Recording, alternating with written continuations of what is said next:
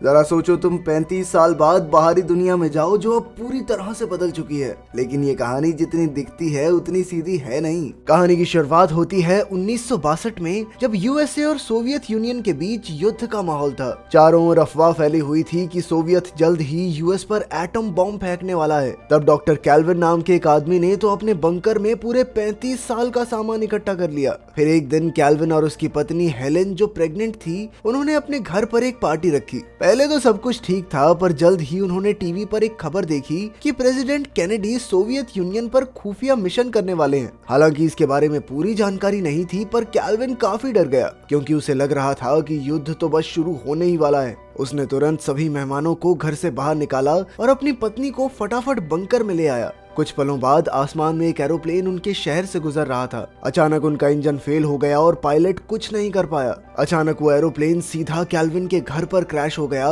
जिसमें कैल्विन का घर पूरी तरह तबाह हो गया। वहीं जमीन के नीचे जब कैल्विन को धमाके की आवाज सुनाई दी तो उसे लगा कि युद्ध शुरू हो चुका है। इसीलिए उसने तुरंत बंकर का दरवाजा लॉक कर दिया। फिर उसने हेलेन को बताया कि अब दरवाजा पूरे 35 साल बाद अपने आप ही खुलेगा। ऐसा इसीलिए क्योंकि एटम बॉम्ब फूटने के बाद जब रेडिएशन फैलती है तो उसे खत्म होने में 35 साल लग जाते हैं। उधर ऑफिसर्स धमाके के बाद कैल्विन के घर की तलाशी लेने आए, पर उन्हें हेलेन और कैल्विन के शरीर का नामो निशान तक नहीं मिला। इसीलिए उन्हें लगा कि शायद वो दोनों हादसे में मारे गए। खैर, जैसे जैसे समय बीता, कैल्विन ने बंकर में ही अपनी दुनिया बना ली, पर हेलेन का मन वहाँ नहीं लगता था। एक दिन हेलेन के पेट में जोरदार दर्द होने लगा और फिर उसने वहीं एक लड़के को जन्म दिया। कब दिन सालों में बदल गए पता ही नहीं चला और उनका बेटा एडम बड़ा होने लगा। कैल्विन ने उसे स्कूल की तरह पढ़ाया, बॉक्सिंग सिखाई, फ्रेंच और लैटिन बोलनी सिखाई, यहाँ तक कि वो उसे स्टॉक मार्केट के बारे में भी पढ़ाता। वहीं दूसरी ओर हेलेन ने उसे घर के काम करना और डांस करना सिखाया। कैल्विन ने एडम को अपने बेसबॉल कार्ड्स का कलेक्शन भी तोहफे में दे दिया। खैर, उसके माँ बाप ने उसे बहुत अच्छे संस्कार दिए और वो हर रोज बाहर की जिंदगी जैसे काम करने का नाटक करते थे, जैसे बाजार जाना, टैंक में मछलियाँ पकड़ना और पौधे उगाना, ताकि एडम सब कुछ सीख सके। साथ ही वो मिलकर पढ़ाई करते और गेम्स भी खेलते थे। वहीं दूसरी ओर उनके घर की जमीन बिक गई और अब वहाँ किसी ने रेस्टोरेंट खोल लिया था। कुछ साल बाद वो पिज्जा हट बन गया और फिर एक नाइट क्लब। अब साल 1995 में एडम 33 साल का हो गया था। उसके माँ बाप ने उसे तोहफे दिए और एडम ने दुआ मांगी कि उसे अपनी जीवन साथी मिल जाए। हेलेन ने कहा कि अब तो बाहर निकलने में सिर्फ 2 साल बाकी हैं, पर कैल्विन ने कहा कि उसे इस जगह की बहुत याद आएगी। लेकिन हेलेन को तो ये जगह किसी जेल से कम नहीं लगती थी, इसीलिए उसने दूसरे कमरे में चिल्लाकर अपनी भड़ास निकाली। आखिरकार 2 साल बाद बंकर का दरवाजा अपने आप खुला और सब बाहर जाने के लिए काफी उत्साहित थे, पर कैल्विन ने कहा कि वो पहले बाहर निकलकर वहाँ का माहौल देखेगा। उसने अपना रेडिएशन सूट पहना और एलिवेटर के जरिए ऊपर आया तो वहाँ एक अंधेरा खंडर था जहाँ कई पियक्कड़ भिखारी रहते थे। जब मेलकर नाम के भिखारी ने जमीन से निकलते हुए कैल्विन को देखा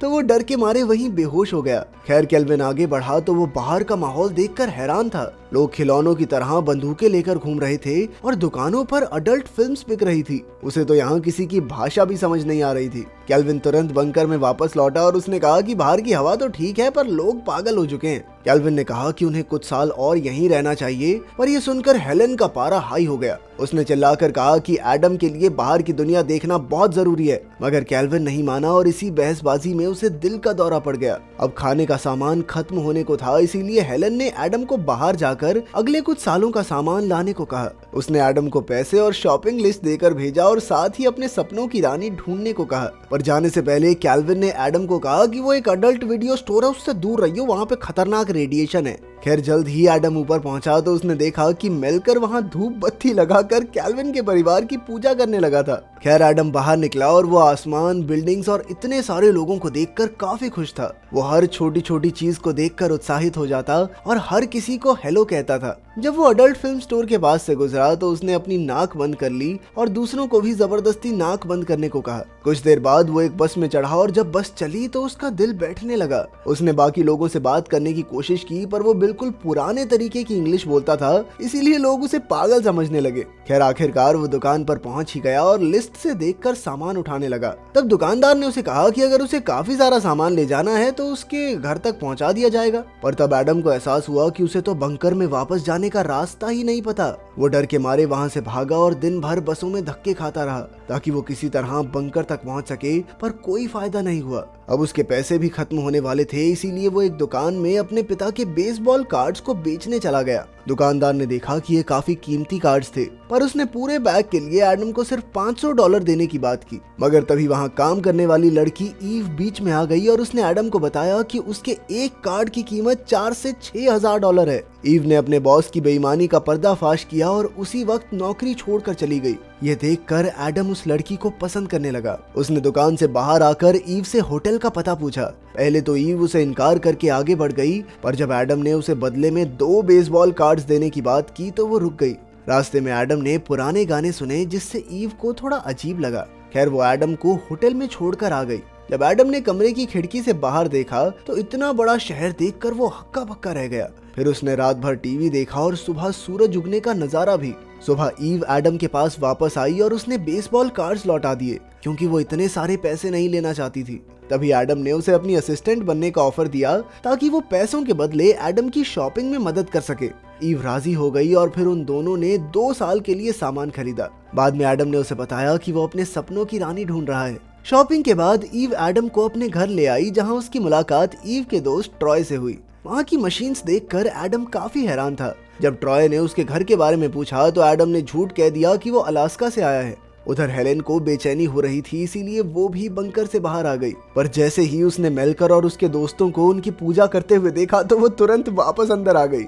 इधर अगले दिन ट्रॉय ने एडम को बढ़िया कपड़े पहनाकर हीरो बना दिया। अगले कुछ दिनों तक ट्रॉय और ईव ने एडम को अपने साथ घुमाया, उसे नए गाने सुनाए, स्केट बोर्डिंग की और उसे समुद्र दिखाने भी ले गए। बाद में उसने बेसबॉल मैच भी देखा और तब उसे एहसास हुआ कि उसके पिता को बेसबॉल इतना पसंद क्यों था।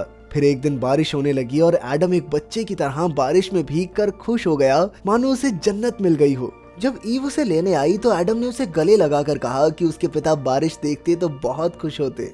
खैर, शाम को ईव और ट्रॉय एडम को एक पुराने क्लब में ले गए ताकि उसका टांका किसी लड़की से भिड़ जाए। वहाँ की लड़कियाँ एडम की पुरानी बातें और उसकी खूबसूरती पर फिदा हो गई। तभी एक लड़की एडम पर डोरे डालने लगी, जिसे देखकर ईव को जलन हो गई। वो एडम को बाहर खींच लाई और उसे समझाया कि उसे एक अच्छी लड़की ढूंढनी चाहिए। फिर एडम किसी दूसरी लड़की के साथ डांस करने लगा और उसका जबरदस्त डांस देखकर सब हैरान रह गए। ईव अपनी जलन छिपाने के लिए अपने पिछले बॉयफ्रेंड से बात करने लगी, पर उसने एडम का मजाक उड़ाकर उसे मुकाबले के लिए ललकारा। पर एडम ने अपनी जबरदस्त बॉक्सिंग टेक्निक से उसके छक्के छुड़ा दिए। ये सब देखकर ईव को गुस्सा आ गया और वो अकेली घर लौट आई। जब ट्रॉय घर आया तो उसने ईव को बताया कि एडम एक दूसरी लड़की के साथ क्लब से बाहर गया था। ये सुनकर ईव को बिल्कुल अच्छा नहीं लगा और उसे एहसास हुआ कि वो एडम से सच्चा प्यार करती है, इसीलिए वो एडम को ढूंढने निकल पड़ी। पर तभी अचानक से एडम उसके सामने आ गया, जिससे वो डर कर नीचे गिर गई। एडम ने उसे अंदर लाकर उसके जख्म पर पट्टी की और अपने दिल की बात कही कि वो ईव के सिवा किसी और लड़की के बारे में सोच भी नहीं सकता। इसके बाद उन दोनों ने एक दूसरे को चूम लिया। फिर एडम ने उसे अपने परिवार के साथ 35 साल बंकर में रहने की सच्चाई बताई। उसने कहा कि वो ईव के साथ शादी करके उसके साथ बंकर में रहेगा। ये सुनकर ईव को लगा कि ये कोई पागल आदमी है। ओह शिट, मुझे एक पागल आदमी से प्यार हो गया, ओह माय गॉड। उसने जैसे तैसे एडम को घर से बाहर भेज दिया। फिर अगले दिन ट्रॉय ने एडम को गाड़ी चलानी सिखाई। अचानक एडम की नजर अडल्ट वीडियो स्टोर पर पड़ी और वो उसी गली में घुसकर अपने घर तक पहुंच गया। उसने देखा कि मेलकर ने तो बंकर के बाहर एक नया ही धर्म शुरू कर दिया था। तब एडम दौड़कर ईव को एक खबर देने पहुंचा, पर वहां तो 2 साइकाइट्रिस्ट पहले ही उसका इंतजार कर रहे थे। पहले तो एडम ने उनसे बात करने का नाटक किया, पर जैसे ही उसे मौका मिला वो घर से भाग निकला। एक डॉक्टर उसके पीछे भागा और दूसरी ने पुलिस को फोन कर दिया, लेकिन ईव ने उसे रोक दिया क्योंकि उसे एहसास हुआ कि वो गलत थी। तभी एडम दौड़कर वापस आया और उसे बेसबॉल कार्ड्स देकर होटल का बिल भरने को कहा। फिर वो अपने सामान वाले ट्रक में भाग निकला। फिर ईव और ट्रॉय एडम के होटल में गए और उन्हें कई सारी चीजें मिली जो 1960 के जमाने की थी। साथ ही कैल्विन के स्टॉक मार्केट्स के सर्टिफिकेट्स थे, जिनकी आज लाखों में कीमत थी। तब उन्हें एहसास हुआ कि एडम बिल्कुल सच कह रहा था। उधर एडम जैसे तैसे बंकर में पहुंच ही गया और उसने अपने माँ बाप को गले लगा लिया। वो पूरे 2 हफ्ते तक बाहर था, जिससे उसके माँ बाप काफी घबरा गए थे। एडम ने बताया कि बाहर की दुनिया बहुत अच्छी है, और फिर मेलकर और उसके साथियों ने ट्रक का सारा सामान उनके बंकर में भर दिया। उधर ईव एडम को खोज रही थी तो ट्रॉय उसे अडल्ट वीडियो स्टोर में ले आया, जहां वो जमीन पर कूदने लगे ताकि उन्हें एडम का बंकर मिल सके।